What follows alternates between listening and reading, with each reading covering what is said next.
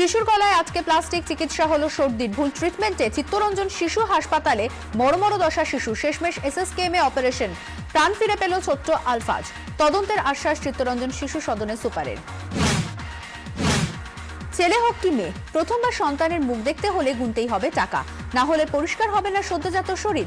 উত্তরবঙ্গ মেডিকেলের তুঙ্গে আয়ার দাপট, দৌরাত্ম্য মানলেন সুপার। পা কাটা রোগীকে ফেরানোর ঘটনা সিএমআরআই এর বিরুদ্ধে আলিপুর থানায় অভিযোগ দায়ের পরিবারের। চিকিৎসা শুরুর আগে টাকা চাওয়ার অভিযোগ। সিএমআরআই এর রিসেপশনিস্ট এবং নিরাপত্তা কর্মীকে তলব আলিপুর থানার। মেটিয়াবুরুজে নাদিয়ালে রহস্যজনকভাবে নিখোঁজ যুবক। টাকা নিয়ে ঝামেলা, নজরে যুবকের এক বন্ধু। হদিশ পেতে এলাকার পুকুরে ডুবুরি নামিয়ে তল্লাশি।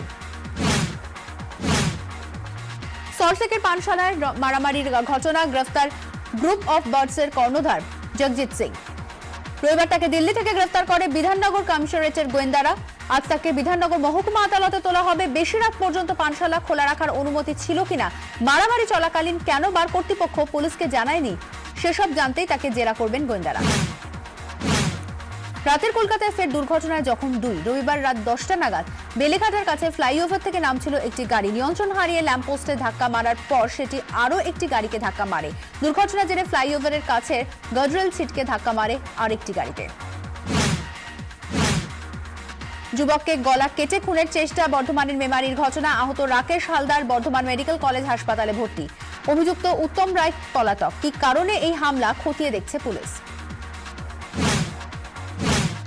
উত্তরপ্রদেশের শপথ অনুষ্ঠান, এক মঞ্চে হাত ধরে মোদি, মুলায়ম, অখিলেশ। শপথের পর সৌজন্য বিনিময়।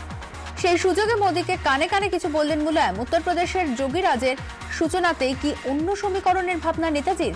দুই নেতার কথোপকথন ঘিরে জল্পনা রাজনৈতিক মহলে। আচমকা আলোচনায় হলিউড অভিনেতা ভ্যান ডিজেল। তার ছবিতে 6 লাখ সোশ্যাল মিডিয়া। সৌজন্যে যোগী আদিত্যনাথ।